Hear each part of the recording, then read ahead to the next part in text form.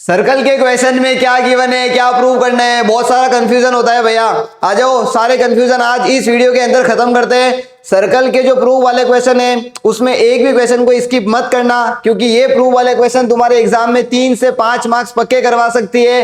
Hello बच्चों, विपुल Jain here, आपका छोटी हाइट वाला बड़ा भाई। और इस वीडियो में हम प्रूव वाले क्वेश्चन को एकदम सिंपल तरीके से करेंगे ताकि तुम्हारे एग्जाम में जो 3 से 5 मार्क्स है वो 100% कंफर्म हो जाए। क्वेश्चन को अच्छे से रीड करो। क्या दे रखा है? Prove that the length of two tangent. पहले ये समझते हैं कि टेंजेंट होता क्या है। जैसे अगर ये सर्कल दे रखा है, ठीक है, सर्कल के बाहर किसी पॉइंट से जब अपन सर्कल के ऊपर लाइन ड्रॉ करते हैं, अब ये जो लाइन ड्रॉ की वो सर्कल को एक पॉइंट पे टच कर रही है, तो जब कोई लाइन सर्कल को एक पॉइंट पे टच करती है उसको हम क्या बोलते हैं? टेंजेंट। इतना क्लियर है? अब देखो क्वेश्चन में क्या बोले, prove that the length of the two tangent, दो टेंजेंट की length drawn from an external point to a circle. एक एक्सटर्नल पॉइंट है जहां से क्या किया है, सर्कल पे दो टेंजेंट ड्रॉ किए है। पहले एक प्यारा सा सर्कल बना लेते हैं। ये हो गया सर्कल, ये हो गया सर्कल के बाहर एक पॉइंट, और वहां से क्या करा है, सर्कल पे दो टेंजेंट बनाई है, एक तो ये रही और एक ये रही। बना दी दो टेंजेंट। पहले नाम दे देते हैं, बाहर वाले पॉइंट को लिख लेते हैं P, ये वाला पॉइंट हो गया ए। जहां पे ये कट करती है उस पॉइंट को क्या बोलेंगे? Point of contact. ठीक है, ए हो गया और एक पॉइंट हो गया बी। इतना क्लियर है? तो सर्कल के बाहर पॉइंट है पी, वहां से सर्कल पे दो टेंजेंट बनाई, पी ए और पी बी, और हमको प्रूव क्या करना है कि जो पी ए है वो किसके इक्वल है? पी बी के। टू प्रूव करना है P A equals P B. अब गिवन में क्या लिखेंगे? सर्कल का कोई भी क्वेश्चन आए, गिवन में क्या लिखना है? A circle with centre O. Circle दे रखा है विद सेंटर ओ, फिर जो गिवन है कि जो पॉइंट पी है वहां से हमने पी ए और पी बी ये दो लाइन ड्रॉ की है, इसको इंग्लिश में लिख देना। सेंटेंस के मार्क्स नहीं करते मैथ्स के अंदर। To prove P A equals P B prove करना है। जब भी कोई थ्योरम को प्रूव करना होता है तब हम कुछ ना कुछ कंस्ट्रक्ट तो करते ही है। तो यहाँ पे हम कंस्ट्रक्ट क्या करेंगे? यहाँ पे कंस्ट्रक्ट करेंगे हम, ये हो गया सर्कल का सेंटर ओ। एक काम करते हैं, एक तो ये वाली लाइन ओ को ए से मिलाना है और ओ को बी से मिलाना है और ओ को मिलाना है पी से। क्या कंस्ट्रक्ट किया? ज्वाइन किया किसको? O A, O B and O P, इन तीनों को कर लिया ज्वाइन। अब देखो कैसे प्रूव करना है। प्रूव क्या करना है कि जो पी ए है वो किसके इक्वल है? पी बी के। ये प्रूव करना है। देखो ये प्रूव कैसे करेंगे, एक काम करते हैं, यहाँ पे दो ट्रायंगल दिख रहे हैं, एक तो ये वाला हो गया ट्रायंगल पी ओ ए और एक ट्रायंगल हो गया पी ओ बी। ये दो ट्रायंगल ले लेंगे। प्रूफ, ट्रायंगल तो तुम्हारा पीछा कहीं पे भी नहीं छोड़ेगा। P O A and P O B ले लिए ये दो ट्रायंगल। उसके बाद क्या करना है, इन दोनों ट्रायंगल को कॉन्ग्रुएंट प्रूव करना है। और दो ट्रायंगल को कॉन्ग्रुएंट कैसे प्रूव करते हैं? 9th में पढ़ा हुआ है भैया, 10th का भी याद नहीं, आप 9th का कहाँ बोल रहे हो। पीओए और पीओबी दो ट्रायंगल है, इन दोनों ट्रायंगल को कॉन्ग्रुएंट प्रूव करना है। जब भी दो ट्रायंगल को कॉन्ग्रुएंट प्रूव करना हो तो उनके अंदर कोई भी तीन चीजों को इक्वल बता दो। कोई भी तीन चीजें इक्वल बतानी है, देखो कौन कौन सी होगी। अब यहाँ पे एक चीज याद रखना, ये हो गई टेंजेंट और ये हो गई रेडियस। टेंजेंट और रेडियस हमेशा परपेंडिकुलर होती है। परपेंडिकुलर मतलब 90 डिग्री। तो ये टेंजेंट हो गई, ये रेडियस हो गई, तो ये हो गया 90 डिग्री। ये भी टेंजेंट है, ये रेडियस है, तो ये भी कितना हो जाएगा? 90 डिग्री। क्लियर है इतना? तो क्या लिख देंगे? Angle A equals angle B. जो जो समझ आ रहा है वो लिख दो। एंगल ए और एंगल बी कितना हो जाएगा? 90 डिग्री। ओ ए और ओ बी ये दोनों इक्वल होंगे क्योंकि दोनों सर्कल की रेडियस है। रेडियस तो पता ही है क्या होता है, ओ ए इक्वल्स होगा ओ बी के, और सर्कल की सारी रेडियस क्या होती है? इक्वल होती है। रीजन क्या हो जाएगा? रेडियस। उसके बाद में तीसरी चीज क्या होगी? दो तो होगी, तीसरी हो जाएगा ओपी। इस वाले ट्रायंगल के अंदर भी ओपी आ रहा है, इस वाले ट्रायंगल के अंदर भी ओपी आ रहा है, तो दोनों ट्रायंगल के अंदर कॉमन है। ओपी इक्वल्स टू ओपी क्या हो गया? कॉमन। क्लियर है इतना? तो तीन चीजें हो गई ना इक्वल। तो जब तीन चीजें इक्वल हो गई तो दोनों ट्रायंगल क्या हो गए? पी ओ ए कॉन्ग्रुएंट है पी ओ बी के। ठीक है, अब यहाँ पे कॉन्ग्रुएंसी रूल कौन सा लगा? जब भी 90 डिग्री वाला एंगल बनता है ना तो दिमाग लगाना आर एच एस में, राइट एंगल हाइपोटेनियस साइड। तो ये तो हो गई राइट एंगल, राइट एंगल के सामने वाला होता है हाइपोटेनियस, और एक साइड हो गई, तो ये किससे हुआ कॉन्ग्रुएंट? आर एच एस से। हो गए दो ट्रायंगल कॉन्ग्रुएंट। अगर दो ट्रायंगल कॉन्ग्रुएंट होते हैं तो उनके जो बचे हुए पार्ट्स है वो भी क्या होते हैं? इक्वल होते हैं, जिसको सिपिसिटी बोलते हैं। 9th में सबसे बढ़िया यही लगता था, सिपिसिटी। तो यहाँ पे दो पार्ट पी ए और पी बी वो दोनों भी क्या हो जाएंगे, इक्वल हो जाएंगे। किससे हो जाएंगे, सीपीसीटी से। तो ये हो गया हमारा P A equals to P B, और यहाँ पे लिख देना तुम्हारा जो फेवरेट है H P, hence proved. Clear है इतना। करें नेक्स्ट क्वेश्चन। ये क्वेश्चन भी सीबीएसई ने बहुत बार पूछा है। Prove that the tangent drawn at the ends of a diameter of a circle are parallel. क्या बोला है, प्रूव दैट द टेंजेंट कहां पे ड्रॉन की है, drawn at the ends of a diameter के एंड पे। देखो ये हो गया सर्कल का डायमीटर, ए बी हो गया सर्कल का डायमीटर, और डायमीटर का एंड क्या है, ए और बी, और ए और बी से क्या करा है, ये दो टेंजेंट ड्रॉ करी है। कौन सी, एक तो पी क्यू और एक आर एस। समझ में आ गया। ये डायग्राम तुमको क्वेश्चन में गिवन नहीं होगा, सेंटेंस पढ़ के तुमको डायग्राम ड्रॉ करना है। सर्कल है, ये हो गया डायमीटर, ये हो गया डायमीटर के एंड का मतलब क्या होता है, जो लास्ट में कॉर्नर में वहां से क्या करा है, दो टेंजेंट ड्रॉ की है और उसको प्रूव करना है पैरेलल। तो क्या प्रूव करना है, पी क्यू किसके पैरेलल है, आर एस के। टू प्रूव पी क्यू को पैरेलल बताना है आर एस के। इतना क्लियर है कि इन दोनों को पैरेलल बताना है। प्रूफ कैसे बताएंगे, देखो एक बार रिमाइंड करना, मैंने अभी बोला था लास्ट क्वेश्चन में कि जो टेंजेंट होती है वो हमेशा रेडियस के साथ क्या होती है, परपेंडिकुलर होती है। देखो ये टेंजेंट है और ये ओ ए, यहां से यहां तक ये रेडियस हो गई। जो टेंजेंट है वो रेडियस के साथ क्या होती है, परपेंडिकुलर हो गई, परपेंडिकुलर। ये भी टेंजेंट है और ये रेडियस है, तो ये भी क्या हो जाएगा, परपेंडिकुलर। इतना क्लियर है, टेंजेंट हमेशा रेडियस के साथ में परपेंडिकुलर होती है। इसको दे देते हैं एंगल 1, इसको लिख लेते हैं एंगल 2। इसको क्यों नहीं लिखा भैया, इसको भी लिख सकते हैं, पर इस क्वेश्चन में प्रूव करना है, इसलिए क्या करना है, ऐसे वाले एंगल लेने हैं। अगर एक उधर एक उधर, जेड बनना चाहिए, अल्टरनेट इंटीरियर एंगल। तो क्या हो जाएगा, प्रूफ में क्या लिखेंगे, we know that tangent perpendicular होता है रेडियस के, होता है टेंजेंट रेडियस के परपेंडिकुलर। तो यहाँ पे जो एंगल 1 है वो कितना हो जाएगा, 90 डिग्री, और एंगल 2 भी कितना हो जाएगा, 90 डिग्री। अगर एंगल 1 भी 90 है, एंगल 2 भी 90 है, मतलब एंगल 1 और एंगल 2 क्या होंगे, इक्वल होंगे। एंगल 1 इक्वल होगा एंगल 2 के। अब यहाँ पे ये चेक करो, एंगल 1 और एंगल 2 दोनों जेड वाले एंगल बन रहे हैं ना, जेड बन रहा है देखो। तो जेड वाले एंगल को क्या बोलते हैं, अल्टरनेट इंटीरियर एंगल। तो यहां पे रीजन क्या लिखेंगे, if alternate interior angles are equal, alternate interior angles are equal. जब अल्टरनेट इंटीरियर जेड वाले एंगल अगर इक्वल होते हैं तो दोनों लाइन क्या हो जाती है, parallel. Then P Q parallel R S. कितना छोटू सा सॉल्यूशन है, और मार्क्स कितने दिलाएगा तुमको, 3। समझ में आ गया ये। करते हैं नेक्स्ट प्यारा सा क्वेश्चन। ये क्वेश्चन तो बहुत तगड़ा है, बहुत बार पूछा भी है सीबीएसई ने। A quadrilateral ABCD is drawn to circumscribe. ये वर्ड कहां से आ गया भैया, सर्कमस्क्राइब का मतलब क्या होता है, a quadrilateral ABCD is drawn to circumscribe, मतलब जो सर्कल है ना, सर्कल के बाहर क्या करा है, एक क्वाड्रिलेटरल ड्रॉ किया। ये देखो ये सर्कल है और सर्कल के बाहर क्या बना दिया, क्वाड्रिलेटरल। क्वाड्रिलेटरल क्या होता है, जिसकी 4 साइड्स होती है। Prove that A B plus C D equals A D plus B C. Given में क्या लिखोगे, a quadrilateral A B C D is drawn to circumscribe a circle. यहां तक तो लिखना गिवन में, और ये जो चीज है उसको लिख देना टू प्रूव में। इतना क्लियर है, गिवन और टू प्रूव। हम डायरेक्ट स्टार्ट करते हैं प्रूफ से। देखो प्रूव कैसे करेंगे, अपन ने थ्योरम पढ़ी थी, फर्स्ट जो क्वेश्चन किया था कि जो सर्कल के बाहर कोई पॉइंट से अगर सर्कल पे टेंजेंट ड्रॉ करते हैं तो वो दोनों टेंजेंट हमेशा क्या होती है, इक्वल होती है। देखा था लास्ट में, सर्कल के बाहर देखो ये जो पॉइंट है ना ए, वो सर्कल के बाहर है। सर्कल के बाहर कोई पॉइंट है, वहां से अपन ने क्या करा, ये देखो सर्कल ए से कौन कौन सी टेंजेंट आ रही है, एक तो आ रहा है एपी और एक आ रहा है एएस, आ रहा है ना। उसका डायग्राम एक बार रिकॉल करना, ए से एक तो आ रहा है एपी, एक आ रहा है as. From point A, from point A, तो ए से दो टेंजेंट आ रही है। सर्कल के बाहर किसी पॉइंट से अगर सर्कल पे दो टेंजेंट आती है तो उनकी लेंथ हमेशा इक्वल होती है। तो एपी किसके इक्वल हो जाएगा, एएस के। एपी इक्वल हो जाएगा एएस के। हो गया इतना। अब नेक्स्ट पॉइंट बी से देखो क्या हो जाएगा, बीपी किसके इक्वल हो जाएगा, BQ। पहले हॉरिजॉन्टल लेना है फिर वर्टिकल लेना है, सब में सेम चलाना है।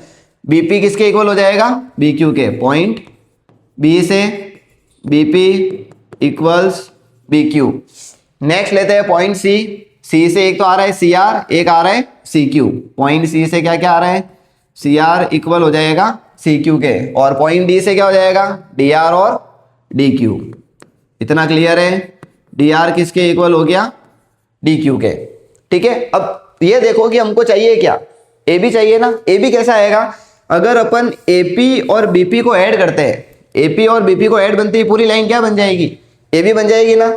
तो AP और BP को ऐड करना है, तो एक काम करते हैं, यहाँ पे ये जो 4 इक्वेशन बनी इन चारों को ऐड कर लेते हैं। नाम दे देते हैं 1 2 3 4, नाम दे दिया। उसके बाद क्या कर लेंगे, इक्वेशन 1 2 3 4 चारों को कर देंगे ऐड। देखो ऐड कैसे करना है, ऐड किस तरह से करते हैं, जो इक्वल्स के इधर वाले हैं उनको आपस में ऐड कर दो, AP BP CR DR, ये तो हो गए इक्वल्स के उधर वाले।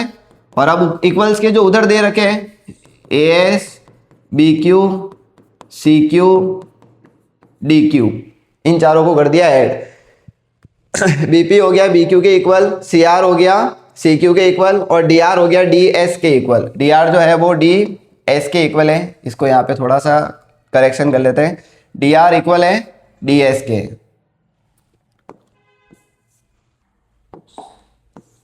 DR हो गया DS के इक्वल। इतना क्लियर है। अब देखो AP और BP को मिलके क्या बन रहा है, AB बन रहा है। CR और DR को मिलके क्या बन रहा है, पूरा CD बन रहा है। AS और DS को मिलके क्या बन रहा है, AD।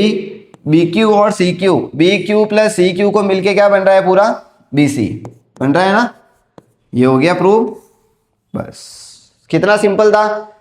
पॉइंट क्या काम आया, सिर्फ जो सर्कल होता है, सर्कल के बाहर कोई भी पॉइंट से अगर टेंजेंट ड्रॉ करते हैं तो उन टेंजेंट की लेंथ हमेशा क्या होती है, इक्वल होती है। ये रूल यहाँ पे अप्लाई किया, 4 इक्वेशन बनी, चारों को ऐड करो और मिल गया तुम्हारा आंसर।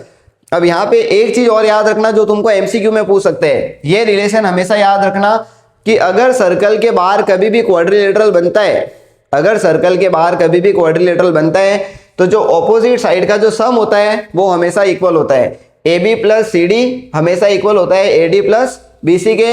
ये चीज याद रखना, ये तुमको MCQ में भी पूछ सकते हैं। एक एग्जांपल ले लेते हैं। सपोज करो तुमको AB दे रखी है 3 और CD दे रखा है 4 और ये दे रखा है 2 और तुमको बोल दिया कि जो BC है वो फाइंड करो।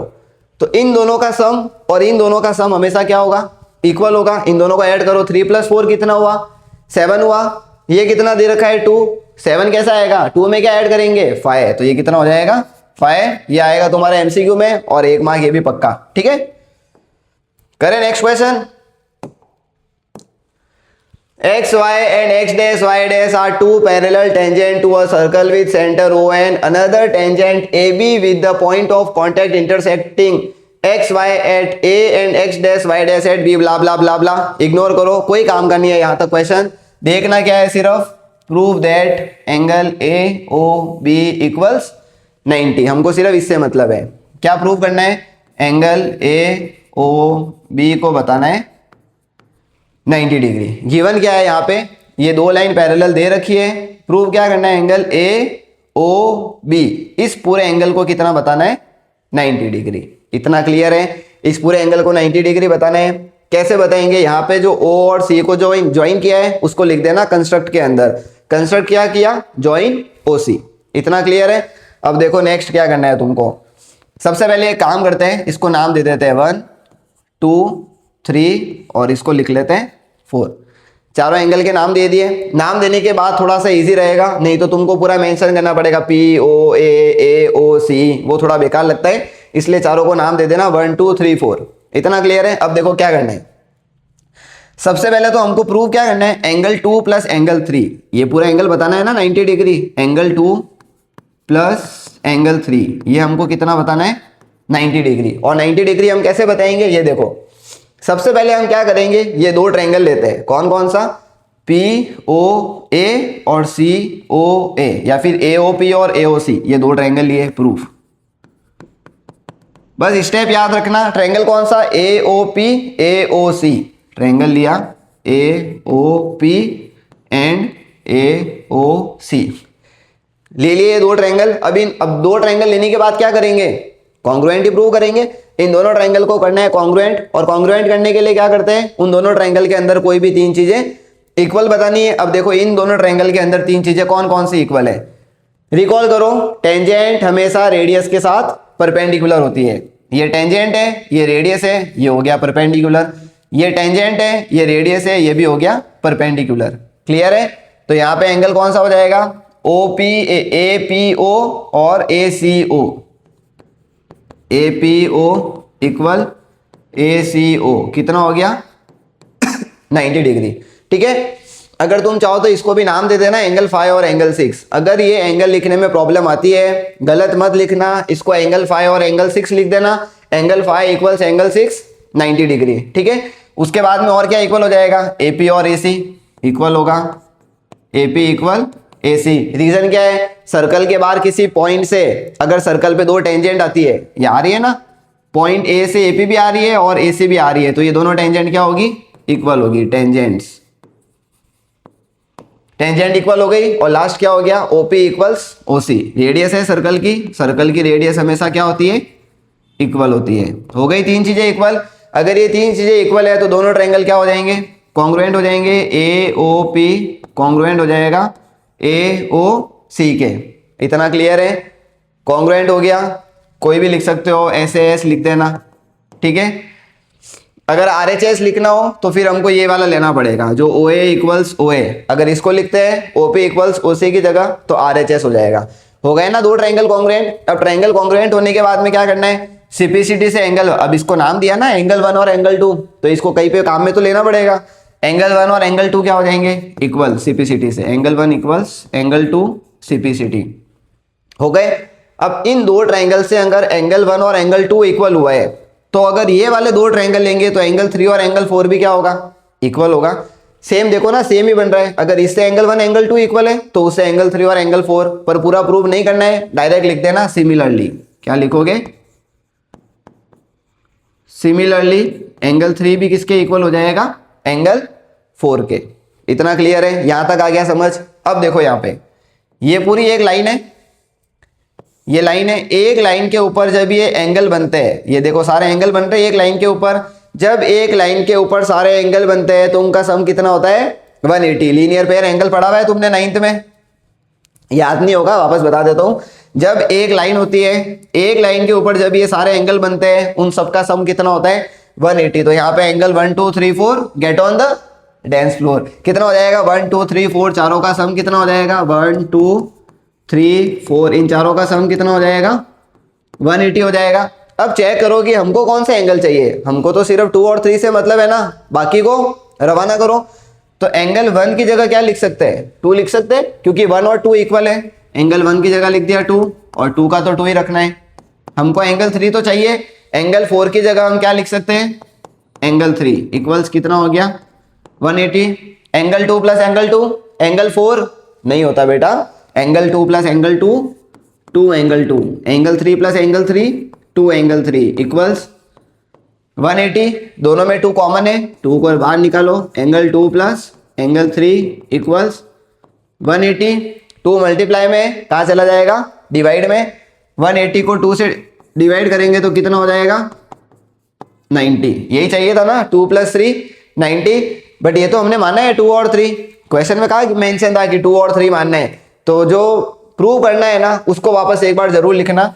एंगल AOB इक्वल्स कितना हो गया, 90 डिग्री, और फिर तुम्हारे ये दो लेटर। ठीक है, क्लियर है। क्या करना है देखो, सबसे पहले तो क्या करा, दो ट्रायंगल लिए, दोनों को कॉन्ग्रुएंट प्रूव करा। एंगल 1 और एंगल 2 CPCT से इक्वल हुआ।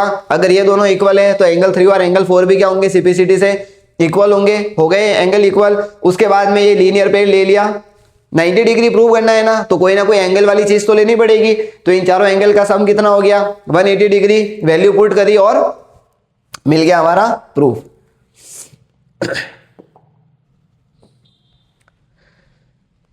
ये क्वेश्चन जितना टफ लगता है ना, उतना ही इजी है।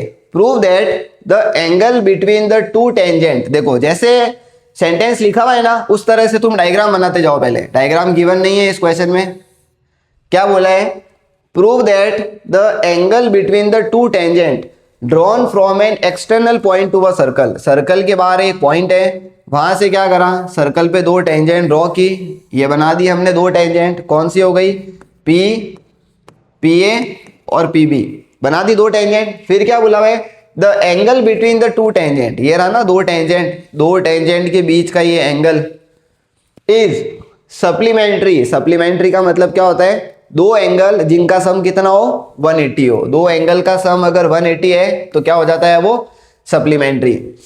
To the angle subtended by the line joining the point of contact. Point of contact क्या होता है, ये रहा पॉइंट ऑफ कॉन्टैक्ट और एक ये रहा point of contact at the centre. तो पॉइंट ऑफ कॉन्टैक्ट को कहां पे मिलाना है, सेंटर पे मिलाना है, मिला दिया सेंटर पे, इतना क्लियर है, मिला दिया। और ये वाला जो एंगल बन रहा है ना, तो इसका और इसका सम कितना बताना है 180, क्लियर है इतना, इसका और इसका सम कितना बताना है 180 डिग्री। कौन कौन सा एंगल बन रहा है, ए पी बी और ए ओ बी।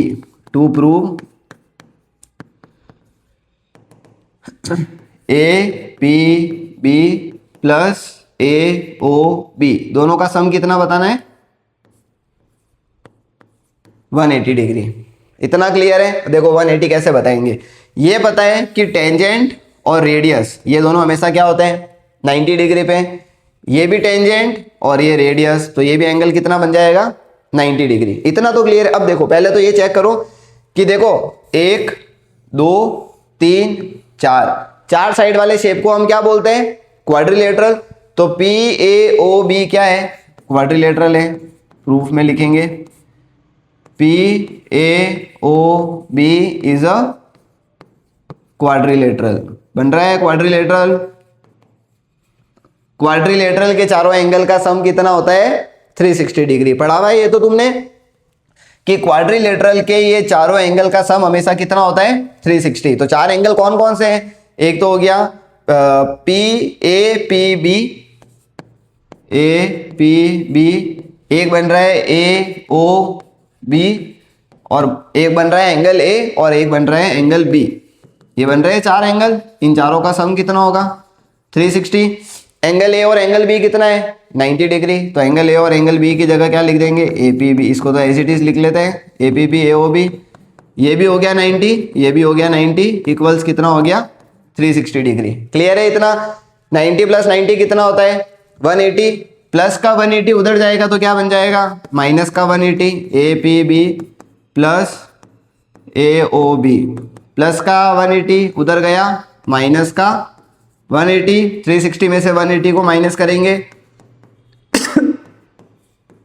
कितना हो जाएगा 180 डिग्री, ये हो गया हमारा हेंस प्रूव्ड। क्लियर है। देखो सबसे पहले तो ये बन गया क्वाड्रिलेटरल, उसके बाद में चारों एंगल का सम कितना होता है 360, एंगल ए और एंगल बी 90 डिग्री पता ही है, और 3-4 स्टेप के अंदर क्वेश्चन खत्म। क्लियर है। इस क्वेश्चन को स्टार लगा लेना, अगर बुक लेके बैठे हो तो जितने लगा सको, इस साल बोर्ड एग्जाम में आने के चांसेस बहुत ज्यादा है।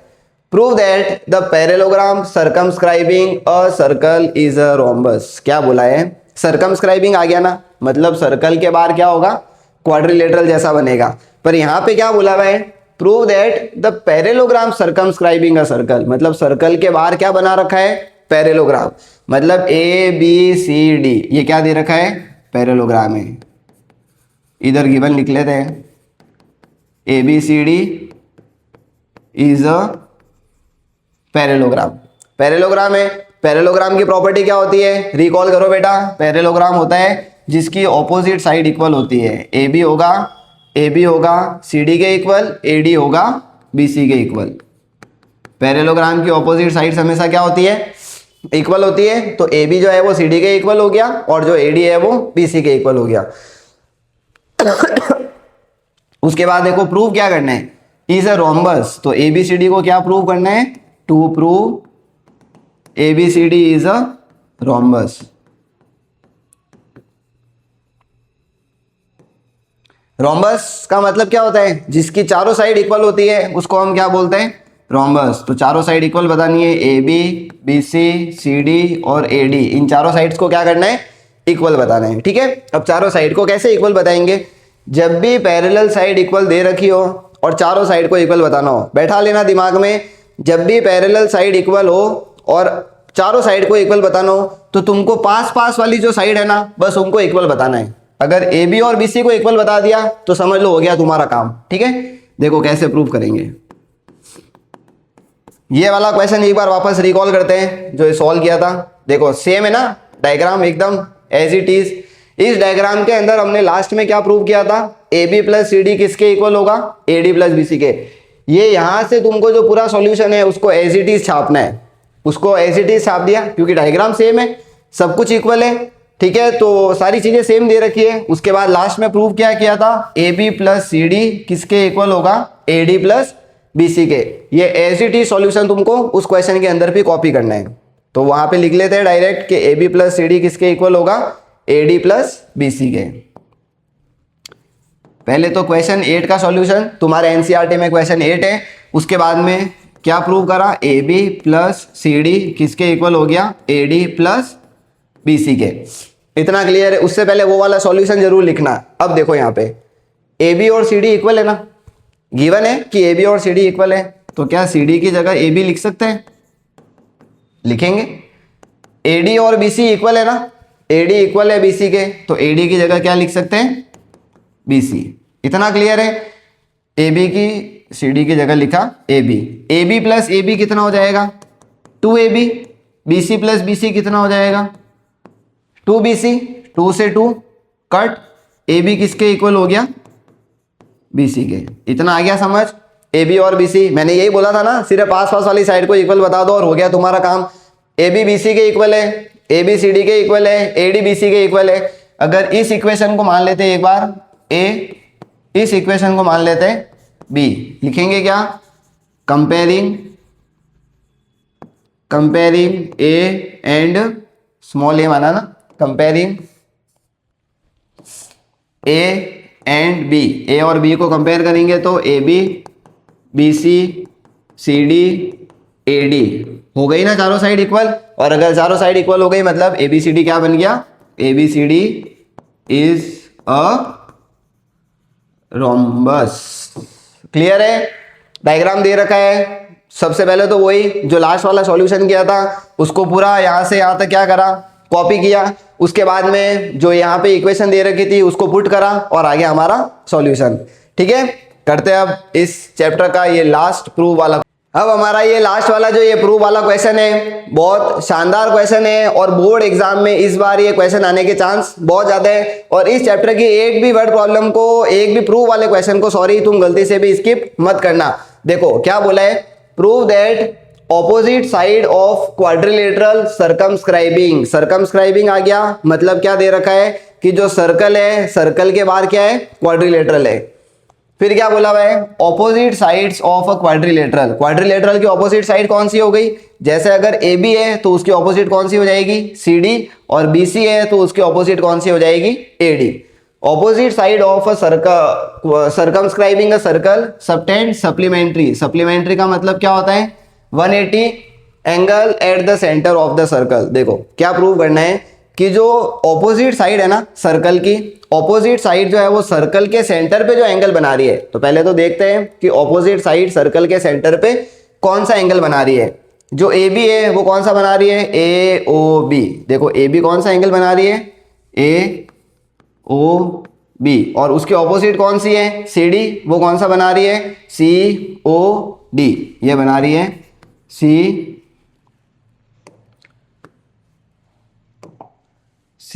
O D. इन दोनों का सम कितना बताना है, 180। सप्लीमेंट्री प्रूव करना है। उसके बाद ये भी तो मैंने तो कौन सी दो ली ऑपोजिट साइड, ए बी और सी डी। तुम चाहो तो ये भी ले सकते हो, ए डी और बी सी। अब ये जो ए डी है वो बना रहा है ए ओ डी, बी सी बना रहा है B O C. A O D plus B O C का सम भी कितना प्रूव कर सकते हैं, 180 डिग्री। तुम्हारी जो मर्जी हो वो प्रूव कर लेना, मार्क्स तुमको पूरे मिलेंगे। ठीक है, मैं यहाँ पे प्रूव करूंगा ए ओ डी और बी ओ सी को। तो देखो चेक करो, ए O D, A O B, A O B कौन से दो एंगल से बन रहे हैं? एंगल 1 और एंगल 2, एंगल 1 प्लस एंगल 2। और जो सी ओ डी में कौन सा आ रहा है? Angle 5 plus angle 6। इन चारों का सम कितना बताना है? 180। क्या करा? पहले सबको सबसे ज्वाइन कर लिया, फिर ये सारे एंगल के नाम दे दिए 1 2 3 4 5 6 7 8। तुम जैसी मर्जी हो वैसे एंगल को नंबरिंग दे सकते हो। दे दिया 1 2 3 4। अब ये कैसे भी करके हमको प्रूव करना है। देखो कैसे करेंगे प्रूफ।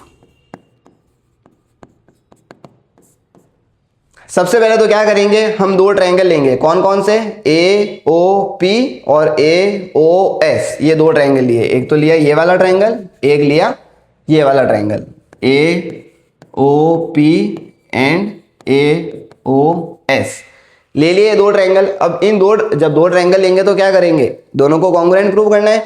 ए ओ पी और ए ओ एस। देखो एक तो ये वाली साइड और ये वाली साइड, सर्कल के बाहर पॉइंट से दो टेंजेंट होती है तो वो हमेशा इक्वल होती है। एपी किसके इक्वल हो गया? ए एस के। रीजन क्या हो गया? टेंजेंट हो गया एपी और ए एस। उसके बाद में ये वाला एंगल भी 90 डिग्री, ये वाला एंगल भी 90 डिग्री। ए पी ओ और ए एस ओ दोनों 90 होंगे। ए पी ओ इक्वल होगा ए एस ओ, दोनों एंगल क्या होंगे? 90 डिग्री। और उसके बाद में ये ओ ए क्या हो जाएगा? कॉमन। क्या हो गया? ओ ए इक्वल्स ओ ए, ये हो गया। सबसे बढ़िया यही लगता है अपन को कॉन्ग्रुएंट प्रूव करने में, कॉमन हो गए ना यहाँ पे दोनों ट्रायंगल कॉन्ग्रुएंट। तो ए ओ पी कॉन्ग्रुएंट होगा ए ओ एस के। हो गए दोनों ट्रायंगल। अगर दोनों ट्रायंगल कॉन्ग्रुएंट है तो बचे हुए उनके जो सारे पार्ट्स हैं वो क्या हो जाएंगे? सीपीसीटी से इक्वल। तो इन दोनों ट्रायंगल के अंदर ए ओ पी के अंदर आ रहा है एंगल 1 और इसके अंदर आ रहा है एंगल 8। तो एंगल 1 और एंगल 8 सीपीसीटी से इक्वल हो जाएंगे। इतना क्लियर है? हो गए एंगल 1 और एंगल 8 इक्वल। अब देखो अगर ये दो ट्रायंगल लेंगे तो 6 और 7 इक्वल, ये दो लेंगे तो 4 और 5 इक्वल, ये दो ट्रायंगल लेंगे तो 2 और 3 इक्वल। तो डायरेक्ट लिखेंगे सिमिलरली। सारे ट्रायंगल को कॉन्ग्रुएंट प्रूव नहीं करना है। सिमिलरली क्या हो जाएगा? जो एंगल 6 है वो 7 के इक्वल, 6 हो गया 7 के इक्वल, 4 हो गया 5 के इक्वल और 2 हो गया 3 के इक्वल। इतना क्लियर है? एंगल इक्वल हो गए ये चारों। उसके बाद देखो क्या करना है। अगर कोई भी पॉइंट के चारों ओर ये जितने भी एंगल बनते हैं उन सबका सम कितना होगा? 360 डिग्री। कंप्लीट एंगल कितना होता है? 360। तो एंगल 1 2 3 4 5 6 7 8 सबका सम मिला के कितना होगा? 360। इतना क्लियर है? अब ये देखो कि हमको कौन सा एंगल चाहिए। हमको कौन से चाहिए? एक तो चाहिए हमको 1 2, ए ओ बी के लिए क्या चाहिए? 1 2 और एक हमको चाहिए 5 और 6। हमको तो 1 2 5 6 से मतलब है ना, तो यहाँ पे 1 का तो 1 लिख देंगे। 2 भी हमको चाहिए, ठीक है। 3 हमको नहीं चाहिए तो हम 3 को किसके इक्वल लिख सकते हैं? 2 के इक्वल, क्योंकि एंगल 3 2 के इक्वल है। 4 हमको नहीं चाहिए, 4 को किसके इक्वल लिख सकते हैं? 4 की जगह लिख सकते हैं 5। 5 हमको चाहिए। 6 चाहिए क्या हमको? हाँ 6 भी चाहिए, तो 6 का 6 एज इट इज। एंगल 7 और 7 की जगह क्या लिख देंगे? 6 लिख देंगे और 8 की जगह क्या लिख देंगे? 1 इक्वल्स कितना हो जाएगा? 360। इतना क्लियर है? लिख दिया। Angle 1 plus angle 1 2 angle 1, angle 2 plus angle 2 2 angle 2, 5 plus 5 2 angle 5, 6 plus 6 2 angle 6। सबके पास 2 है ना, तो 2 बाहर ले लेते हैं। अंदर क्या बचेगा? 1 2 5 6। सम कितना हो जाएगा? 360। 2 मल्टीप्लाई में कहाँ चला जाएगा? डिवाइड में। 360 डिवाइड बाई 2 कितना हो जाता है? 180। अब देखो एंगल 1 और एंगल 2, एंगल 1 और एंगल 2 ए ओ बी, तो इसकी जगह क्या लिख देंगे? ए ओ बी।